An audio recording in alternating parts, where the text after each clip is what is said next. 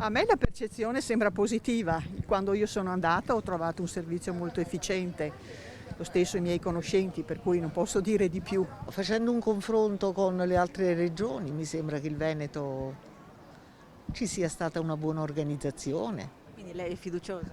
Io sono fiduciosa, sì, sono fiduciosa sull'organizzazione e su quanto è stato fatto, diciamo, dagli amministratori, mi sembra bene.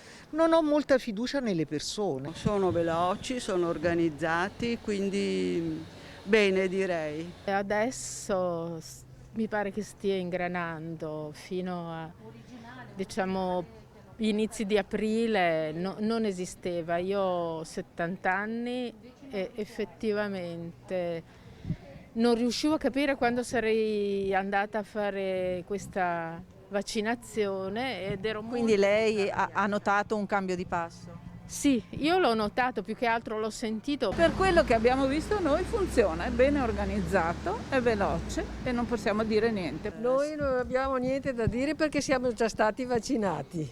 Si può sempre fare di più, ma dipende da tanti elementi. Comunque il me sta andando bene, non abbastanza bene, bene veramente.